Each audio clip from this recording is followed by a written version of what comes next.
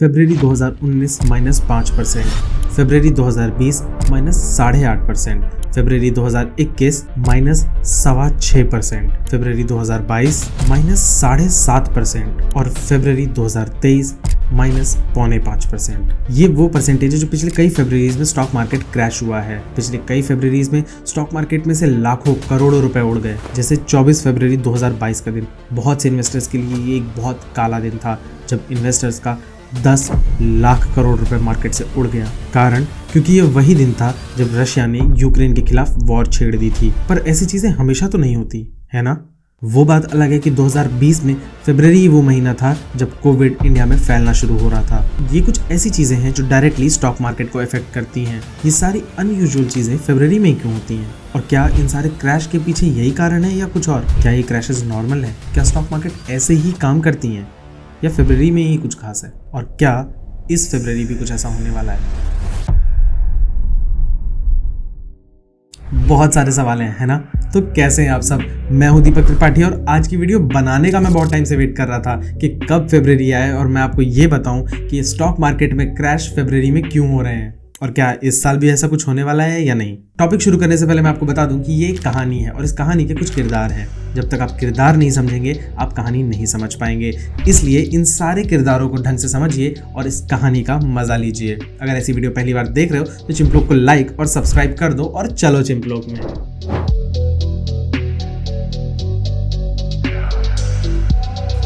पहला किरदार मार्केट्स और ये काम कैसे करती हैं, ये उठती और गिरती कैसे हैं। उसके लिए हमें इंस्टीट्यूशनल इन्वेस्टर्स और रिटेल इन्वेस्टर्स ये दोनों समझना पड़ेगा। इंस्टीट्यूशनल इन्वेस्टर्स वो बड़ी बड़ी कंपनीज होती है जिनका काम होता है इन्वेस्ट करना। ये सरकारी इन्वेस्टमेंट भी करती है और प्राइवेट भी। ये जब इन्वेस्ट करती है तो कुछ लाख या कुछ करोड़ में नहीं, कई 100, 1000, कई बार लाख करोड़ में इन्वेस्ट करती हैं। जैसे म्यूचुअल फंड की कंपनीज या फिर रिसर्च कंपनीज, जैसे हाल ही में हमने हिंडनबर्ग रिसर्च के बारे में सुना था, वैसी कंपनीज, ये सब इंस्टीट्यूशनल इन्वेस्टर्स होते हैं। रिटेल इन्वेस्टर्स इंडिविजुअल इन्वेस्टर्स को कहा जाता है, जैसे मैं आप, जो बहुत थोड़े अमाउंट में इन्वेस्ट करते हैं और अपने लिए इन्वेस्ट करते हैं। तो अगर मार्केट्स बहुत ज़्यादा गिर रही हैं या बहुत ज़्यादा चढ़ रही हैं तो ये मानना ठीक होगा कि इंस्टीट्यूशनल इन्वेस्टर्स, खासकर फॉरेन इंस्टीट्यूशनल इन्वेस्टर्स, बहुत ज़्यादा खरीद या बेच रहे हैं। आप सोच रहे हो रिटेल इन्वेस्टर्स क्यों नहीं?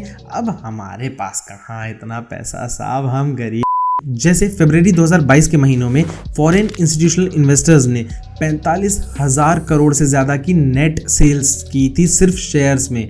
मतलब खरीदना और बेचना मिला के -45,000 करोड़ सिर्फ शेयर्स में। बाकी ट्रेडिंग ऑप्शंस तो साइड कर दो। एक महीने में सिर्फ शेयर्स में इस तरह की सेलिंग होती है। हमारे पास फ्यूचर्स, ऑप्शंस, फॉरेक्स, कमोडिटी, कितना कुछ और है जहाँ पे सेम हो रहा था।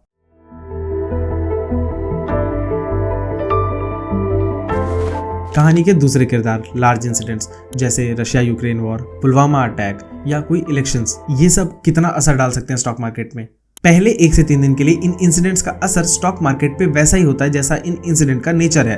कोई पॉजिटिव चीज़ हुई तो उसका असर स्टॉक मार्केट पे पॉजिटिव होगा, कोई नेगेटिव चीज़ हुई तो स्टॉक मार्केट पे असर नेगेटिव होगा। मेन प्रॉब्लम लंबे समय तक आती है और ये तब होता है जब किसी इंसिडेंट का एक लंबे समय तक बिजनेस पे असर पड़े। जैसे रशिया यूक्रेन वॉर के टाइम पे कच्चे तेल यानी क्रूड ऑयल का रेट बहुत ज़्यादा बढ़ गया था, क्योंकि रशिया एक बहुत बड़ा रिजर्व है क्रूड ऑयल का। तो उसकी वजह से पूरी दुनिया के बिजनेस पे एक बड़ा इम्पैक्ट पड़ा था और इस वजह से रशिया यूक्रेन वॉर का असर जॉब मार्केट और स्टॉक मार्केट पे इतने लंबे समय तक रहा। वहीं जब पुलवामा अटैक हुआ था तो हमारी स्टॉक मार्केट गिर गई थी और जब बालाकोट एयर स्ट्राइक हुई थी तो स्टॉक मार्केट बढ़ गई थी। ये सिर्फ 1 से 2 दिन का असर रहा, क्योंकि इस चीज का बिजनेस पे डायरेक्टली कोई असर नहीं था। अब अपनी कहानी शुरू करते हैं। इस कहानी में एक किरदार और है जिसे गवर्नमेंट बॉन्ड्स या सेफ इन्वेस्टमेंट्स कहते हैं और उसकी बात हम अभी करेंगे।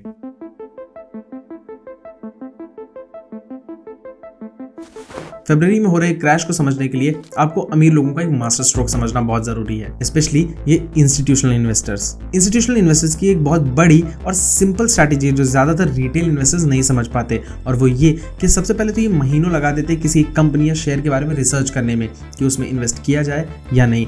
फिर ये हजारों लाखों करोड़ रुपए उस कंपनी, उस शेयर में इन्वेस्ट करते हैं एक गोल के साथ कि उस इन्वेस्टमेंट से उनको एक स्पेसिफिक % का रिटर्न मिल जाए तो वो अपनी इन्वेस्टमेंट्स बेच सकते हैं। और जब भी वो ये बड़ी इन्वेस्टमेंट बेचें तो उस पैसे को एक बहुत ही सेफ जगह पे इन्वेस्ट कर दें जब तक उन्हें एक नया मार्केट, एक नई कंपनी नहीं मिलती इन्वेस्ट करने के लिए।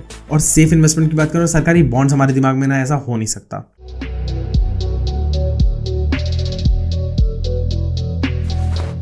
गवर्नमेंट बॉन्ड्स सरकार का एक तरीका है अपने देश में इन्वेस्टमेंट लेने का, बहुत ही कम इंटरेस्ट पे।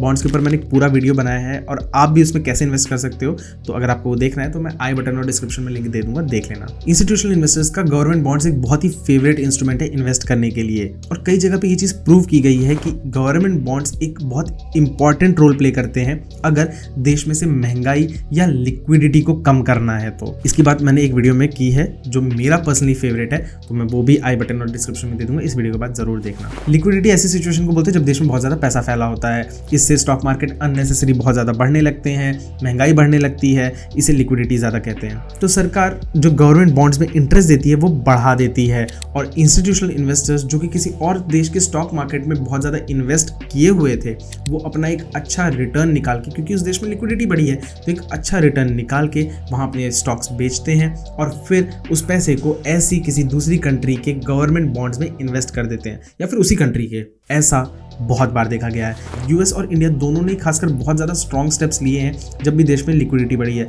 पिछले 3-4 साल में कई बार ऐसा हो चुका है, और हर बार यूएस गवर्नमेंट का जो सेंट्रल बैंक है, जिसे हम फेड कहते हैं, वो अपने गवर्नमेंट बॉन्ड्स में इंटरेस्ट रेट बढ़ा देता है, जिससे जो इंस्टीट्यूशनल इन्वेस्टर्स इंडिया में इन्वेस्ट किए हुए हैं स्टॉक मार्केट में, वो एक अच्छा रिटर्न निकालने के बाद यहाँ पे अपने शेयर्स बेचते हैं और यूएस गवर्नमेंट के गवर्नमेंट बॉन्ड्स में इन्वेस्ट करते हैं। तो फरवरी क्यों? क्योंकि फरवरी वो महीना जहां सबसे मेजर चेंजेस होते हैं यूएस गवर्नमेंट के बॉन्ड्स में। तो क्या इस साल भी ऐसा कुछ होगा क्या? चांसेस कम है, क्योंकि यूएस में पिछले कई सालों के मुकाबले महंगाई कम होती दिखी है, पर अभी भी क्योंकि बहुत महंगाई है तो ये हो सकता है। ऊपर से इंडिया के स्टॉक मार्केट पिछले 2-3 महीनों में बहुत ज़्यादा लिक्विडिटी से भर रहे हैं, अननेसेसरी बहुत ज़्यादा चढ़ते हुए दिख रहे हैं, इसलिए इसका खतरा बना हुआ है, और आज नहीं तो कुछ महीनों बाद ये होने वाला है, और फॉरेन इंस्टीट्यूशनल इन्वेस्टर्स की सेलिंग के वजह से ही होगा। लेकिन इसकी सबसे बड़ी टिप ये है कि क्योंकि ये किसी कंपनी या हमारे देश के किसी नेगेटिव पॉइंट की वजह से नहीं क्रैश होगा, ये सिर्फ उनकी इन्वेस्टमेंट स्ट्रैटेजी की वजह से गिरेगा। इसलिए ये एक बहुत बड़ी इन्वेस्टमेंट अपॉर्चुनिटी होगी ज़्यादातर लोगों के लिए, क्योंकि बहुत सारे शेयर्स, बहुत सारे अच्छे शेयर्स बहुत सस्ते में मिल रहे होंगे, तो पैसे बचा के रखो। तो ये था हमारा डिटेल वीडियो कि क्यों हर फरवरी मार्केट क्रैश हो रहा था। इसमें हमने बहुत कुछ ऐसी चीज़ें सीखी जो हमारी इन्वेस्टमेंट स्ट्रैटेजी बनाने में बहुत हेल्प कर सकती हैं, कि कैसे अगर मैं और आप एक रिटेल इन्वेस्टर की तरह बहुत सारी एनालिसिस भी कर लें, पर फिर भी अमीरों की एक इन्वेस्टमेंट स्ट्रैटेजी हमारी पूरी इन्वेस्टमेंट को कंट्रोल करती है और हमारी सारी एनालिसिस धरी की धरी रह जाती है। वीडियो पसंद आए तो वीडियो को लाइक कर देना, और ऐसी कई वीडियोस हैं जिनके लिंक्स मैं डिस्क्रिप्शन में दे दूंगा, ज़रूर देखना, बहुत मज़ा आएगा। और हम मिलते हैं आपसे नेक्स्ट वाली वीडियो में। Bye bye.